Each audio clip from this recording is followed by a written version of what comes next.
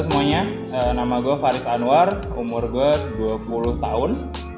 Gue mahasiswa di salah satu universitas swasta di Jakarta. Mobil ini itu Honda Jazz tahun 2016 dengan kode GK5 yang pre-facelift. It has a 1.5 liter VTEC straight 4 engine and it has a CVT transmission. Kenapa gue pakai Jazz? That car was bought for me back in 2016 dari bokap gue. Itu ngegantiin mobil gue dulu, Grand Livina. Mobil ini pas beli itu gue masih belum nyetir karena gue belum punya SIM. But eventually I turned 17 dan akhirnya gue bisa punya SIM dan akhirnya gue udah boleh nyetir. Itu di umur gue 17.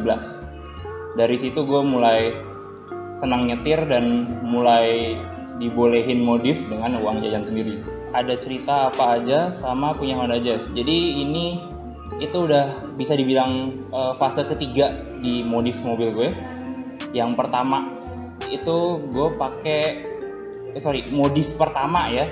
Itu cuman pakai lowering spring dari Ibah sama velg TE37 dari nggak tahu apa, pakai TE37 bohongan lah ya, replika. Itu yang pertama banget. Terus yang kedua itu udah mulai masuk ke tanda kutip mesin. Pertama gue modif knalpot itu dari muffler, center pipe, resonator. Itu gue semuanya jujur aja salah gue modif. Kenapa salah? Karena gue belinya salah satu atau nyicil. The first one was the muffler, center pipe, front pipe, and down pipe itu karena nabungnya lama, belinya lama. Terus habis itu lanjut ke dustech. Dustech juga sama, nyicil juga. Pertamanya gue beli dustechnya dulu, which is Q4, and then launch control, and then last itu iDrive.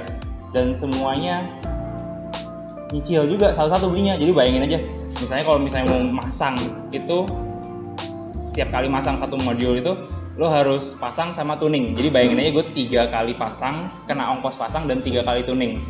Mahal kan? Habis selesai dustech, gue mulai lanjut ke pengen ganti konsep mobil gue. Kebetulan gue ketemu 2 teman gue, Aziz dari For Sale Way sama Nail dari Bos Carbon. From that I actually found a direction of my modification which is Thai look at that time. Jadi gue ngikutin yang Thailand, banyak stiker, terus velgnya warna-warni, kap mesinnya warnanya karbon. Terus itu berarti gue nemu velg CE28 made by K-Speed, itu Thailand, itu replika yang terbagusnya CE28 kayaknya. Terus bannya of course SX2, sama gue ganti lowering kit RSR. Itu menurut gue lowering kit paling aman buat Jazz GK5, nggak kependekan, nggak ketinggian. And then moving on ke kap mesin. Kap mesin gue bayarin punyanya Nael. Dia waktu itu jual kap mesin yang lamanya, itu kap mesin model Tomcat warna kuning. Udah sampai sini. Terus akhirnya masuk ke phase 3.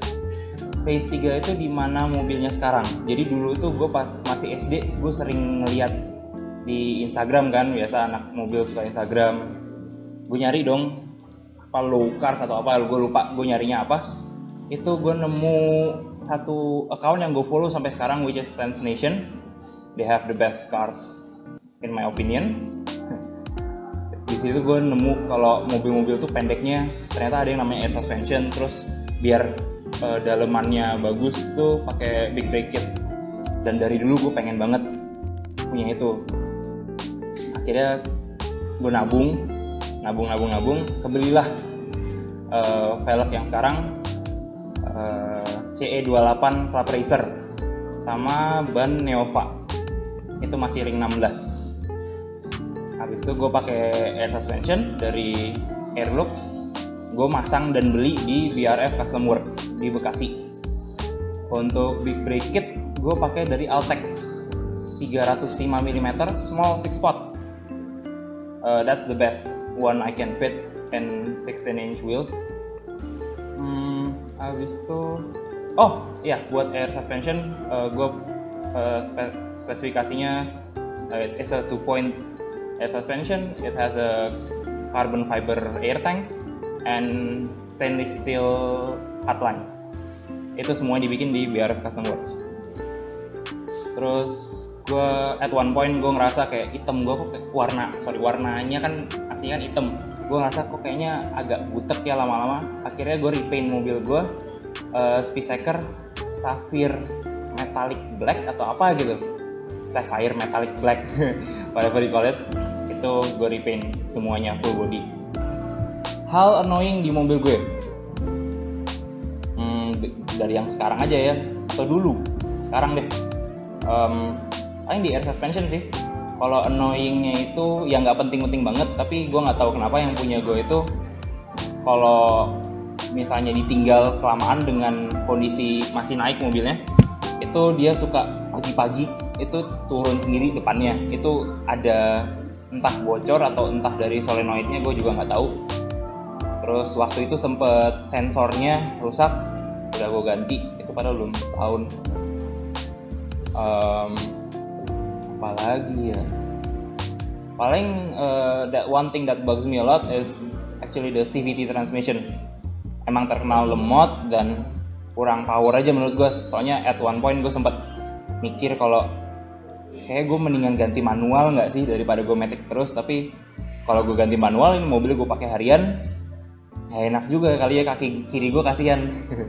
Project kedepannya mobil ini mau diapain? Kayaknya gue nggak mau banyak lagi deh di mobil gue.